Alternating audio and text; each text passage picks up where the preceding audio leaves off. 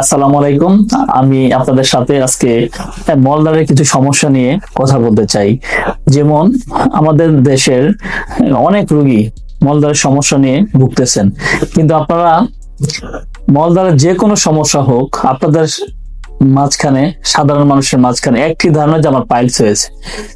একটা গল্প বলি যে একদিন 2 দিন আগে আমার বাসার পাশে একজন লোক থাকে, উনি একটা ড্রাইভিং কাজ করে। তো সে বলতেছে যে আমাকে এসে বলতেছে যে স্যার আমার মায়ের তো পাইলস হয়েছে। তো পাইলস হয়েছে, ওর মা আছে সিলেট। সিলেট খুব কষ্ট লাগে, সিলেট। তা আমি বললাম যে পাইলস হয়েছে তুমি কিভাবে বুঝলা, কি কি সমস্যা, রক্ত যায় বা ওনার কিছু বের হয়ে আসে কিনা পায়খানা মলদার দিয়ে? বলে না স্যার পাইলস হয়েছে, থেরাপি দিতেছে, থেরাপি চলতেছে। তো আমি বললাম থেরাপি, পাইলসে তো কোনো থেরাপি দেওয়ার কথা না। হ্যাঁ, যদি ক্যান্সার হয় তাহলে সেটা থেরাপি দেয় বা কেমোথেরাপি দেওয়া হয়, রেডিওথেরাপি দেয় আমরা। রেডিওথেরাপি, কেমোথেরাপি, ইমিউনোথেরাপি, এগুলো থেরাপি দেওয়া হয়। কিন্তু সে তখন আমার সাথে কিছুক্ষণ গল্প করলাম, গল্প করার পরে সে বললে স্যার ওটা মনে ক্যান্সার তাহলে। তো অনেক টাকা লাগতেছে, আমাদের ওখানে চিকিৎসা নিতেছে সিলেট মেডিকেলে, তো এই স্যার আপনাকে একটু দেখাবো এইরকম। তখন আমি বুঝতে পারলাম, আমি বললাম যে বাবা দেখো এটা তো পাইলস না, কিন্তু আমাদের দেশে সমস্ত রোগীদের, সকল রোগীদের মলদ্বারে কোনো সমস্যা হলেই তারা সাধারণভাবে একটা চিন্তা করে যে এটা মানে পাইলস। আসলে সেটা পাইলস নাও হতে পারে, সেটা ও যেমন ধারণা করে রাখছে পাইলস, কিন্তু এটা হয়ে গেছে ক্যান্সার। দেখা গেল অনেকে মনে করে যে পাইলস, সেটা হয়ে গেল মেলানোমা, মেলিগন্যান্ট মেলানোমা হতে পারে ক্যানালে। খুব খারাপ একটা রোগ। যেটা পাইলসের সাথেও অনেক সময় থাকতে পারে। তো মেলানোমা একটা খারাপ ধরনের ক্যান্সার। তো এরকম অনেক রোগ হতে পারে, যে অসংখ্য অসংখ্য রোগ মলদ্বারে হতে পারে, যেমন অ্যানাল ফিশার, সিম্পল রোগের, সাধারণ রোগের মধ্যে anal fissure, fistula, anal fistula, then হচ্ছে আপনার পাইলস, যেটা আমরা বলি বাংলায় অর্শ, অ্যানাল ফিস্টুলা আমরা বগন্দর, ফিশার হলে আমরা বলি যে গ্যাস। তো এগুলা হতে পারে। তাহলে এগুলো আমরা কিভাবে ডিফারেন্সিয়েট করবো, যে একটা রোগ থেকে একটা রোগ আলাদা কিভাবে করতে পারি? যেমন আমরা রোগীর হিস্ট্রি নেই, যেমন ওই ছেলেটার থেকে আমি হিস্ট্রি নিলাম, সে বললো যে হিস্ট্রিতে রক্ত যেত, প্লাস হচ্ছে তার এরকম সর্দির মতো বিজল বিজল মলদাতে যেতে পারে। তাহলে আমরা কিছু হিস্ট্রি দিয়ে বুঝতে পারি যেটা ক্যান্সার না পাইলস। ঠিক আছে? তো এই রোগগুলো আমরা রোগীর হিস্ট্রি নিয়ে প্লাস কিছু পরীক্ষা নিরীক্ষা করি শারীরিক ভাবে, যে মলদ্বারে আমরা একটি আঙ্গুল দিয়ে পরীক্ষা করি যে কি কি সমস্যা বা কোনো অ্যাবনর্মাল, অস্বাভাবিক কিছু পাই কিনা। তখন আমরা বুঝতে পারি যেটা আসলে এই রোগ হয়েছে। যেমন ফিস্টুলা যদি হয়, তাহলে সে রোগী বলবে যে আমার ফোড়া হয়েছিল, ফোড়া অপারেশন হতেও পারে, নাও হতে পারে। যে ফোড়াটা বারে বারে বড় হয়, ছোট হয়, যে মাঝে মাঝে ব্যথা করে, ফুলে যায়, চেয়ারে বসতে গেলে আপনার ব্যথা করতে পারে। অনেক সময় পুজ, তরল জাতীয় দুর্গন্ধযুক্ত পুজ পানি, রক্ত পানি, এগুলো আসতে পারে।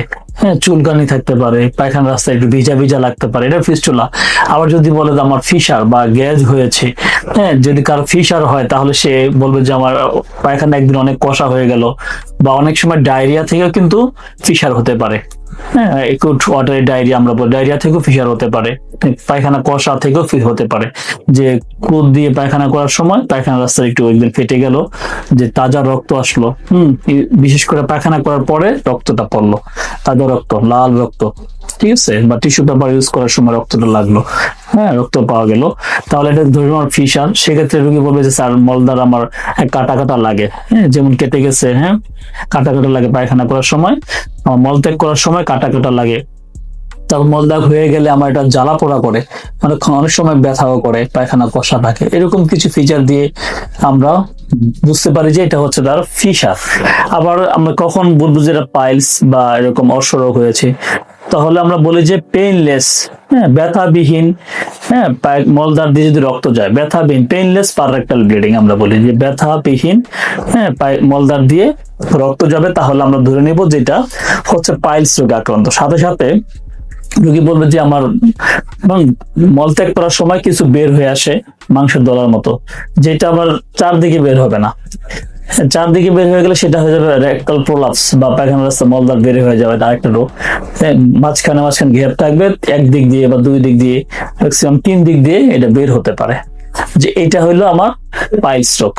তাহলে রোগীকে আমরা জিজ্ঞেস করি এটাকে আপনার হাত দিয়ে ঠেলা দেওয়া লাগে, উপরের দিকে হাত দিয়ে ধাক্কা দিয়ে দেন, নাকি এমনি এমনি যায়? যদি এমনি এমনি যায় তাহলে এটা গ্রেড 2 বা 2nd ডিগ্রি পর্যন্ত বলতে পারি। যদি হাত দিয়ে নেওয়া লাগে তাহলে আমরা বলি পাইলসের 3rd ডিগ্রি। আবার যদি একবার হাত দিয়েও নিতে পারে না তাহলে সেটাকে আমরা বলি যে 4th ডিগ্রি পাইলস। তাহলে এইভাবে আমরা অনেক রোগ, রোগীর হিস্ট্রি, রোগীকে ফিজিক্যাল এক্সামিনেশন বা আমরা ক্লিনিক শারীরিক পরীক্ষা এবং আমরা ডিআরই পায়খানা রাস্তা পরীক্ষা করে কিন্তু অনেক অনেক রোগ আমরা ডায়াগনোসিস করতে পারি, রোগ নির্ণয়টা সহজে করতে পারি। সেজন্য আপনাদের বলতে চাই, লাস্টলি শেষে একটা কথা বলতে চাই যে আপনারা যদি মলদ্বারের কোনো সমস্যা এরকম ফিল করেন বা অনুভূত হয় তাহলে আপনারা অবশ্যই একজন বিশেষজ্ঞ কোলোরেক্টাল সার্জনের পরামর্শ নেবেন অথবা বিশেষজ্ঞ জেনারেল সার্জনের পরামর্শ নিতে পারেন।